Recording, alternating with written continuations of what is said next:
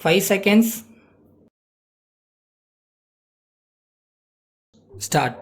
மாண்புமிகு தலைவர் அவர்களே, இந்த மானிய கோரிக்கையின் மீது பேசும்போது பல மாண்புமிகு உறுப்பினர்கள் அதிக அக்கறை எடுத்துக்கொண்டு எந்தெந்த சீர்திருத்தங்களை செய்தால் மருத்துவ சுகாதாரத்துறையின் நிர்வாகம் இன்னும் நன்றாக நடக்கும் என்று சொன்னார்கள்.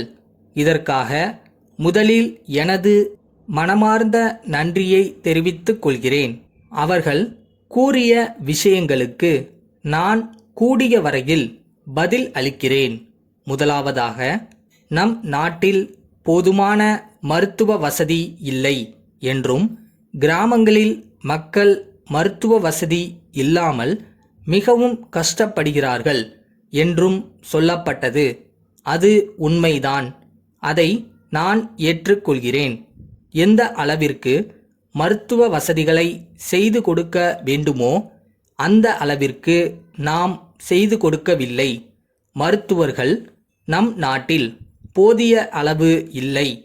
மேல் நாடுகளில் ஜனத்தொகைக்கு ஏற்றவாறு போதுமான அளவில் மருத்துவர்கள் இருக்கிறார்கள். நம் நாட்டில் அவ்வளவு மருத்துவர்கள் இல்லை. ஆகையால் தேர்ச்சி பெற்ற மருத்துவர்களை அதிகப்படுத்துவதற்கு அரசு தீவிர முயற்சி எடுத்துக்கொண்டு மாநிலத்தில் அதிகமான மருத்துவக் கல்லூரிகளை நிறுவியிருக்கிறது.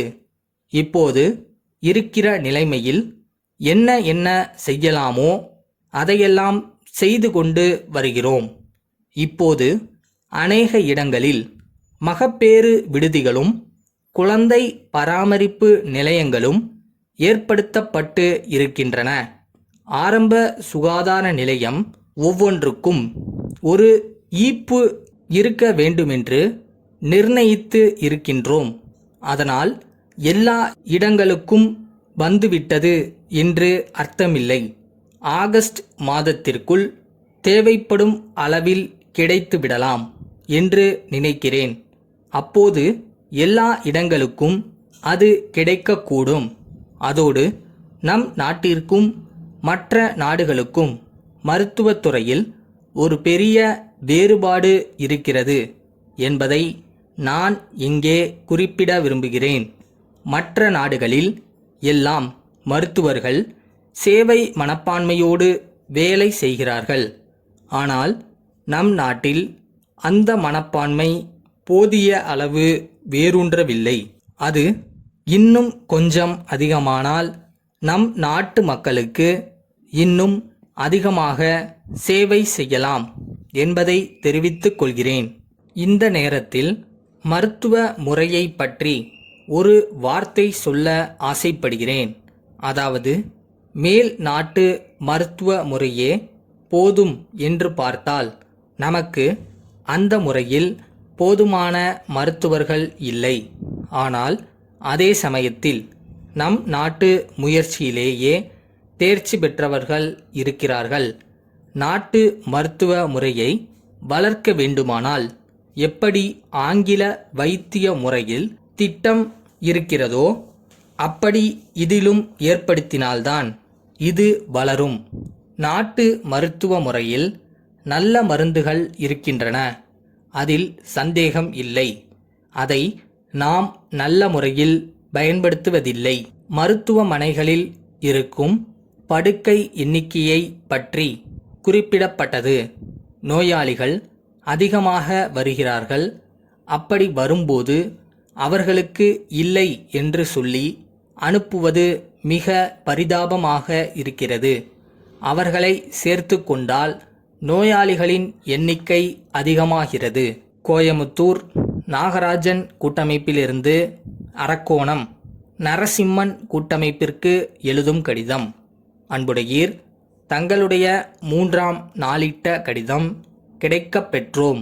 தாங்கள் கோரியுள்ளபடி தாங்கள் கேட்டுள்ள சரக்குகளில் சிலவற்றை இன்னும் 2-3 நாட்களில் அனுப்புகிறோம். மீதி சரக்குகள் இப்பொழுது எங்கள் கைவசம் இல்லை. உற்பத்தியாளர்களிடமிருந்து அவற்றை கேட்டுள்ளோம். அவை இந்த வாரம் கிடைத்துவிடும் என்று நினைக்கிறோம். அவை வந்து சேர்ந்தவுடன் அவற்றை காலதாமதமின்றி அனுப்பி வைக்கிறோம். இந்த சிறிய காலதாமதத்தை தாங்கள் பொருட்படுத்த மாட்டீர்கள் என்று நம்புகிறோம். தங்களுடைய தொழில் ஆதரவு தொடர்ந்து நீடிக்கும் என்ற நம்பிக்கை நிரம்ப இருக்கிறது.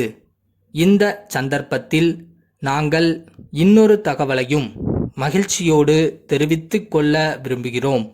வாடிக்கையாளர்களின் கோரிக்கைக்கு இணங்க புதிய நவீன சரக்குகளையும் விற்பதற்கு முடிவு செய்துள்ளோம். அவற்றின் பட்டியலையும் இதர தொடர்பான தகவலையும் எங்களுடைய பிரதிநிதி கூடிய விரைவில் உங்களை சந்தித்து தெரிவிப்பார். இந்த வாய்ப்பை பயன்படுத்தி கொண்டு தாங்கள் லாபமடைவீர்கள் என உறுதியாக நினைக்கிறோம். தங்கள் நம்பிக்கையுள்ள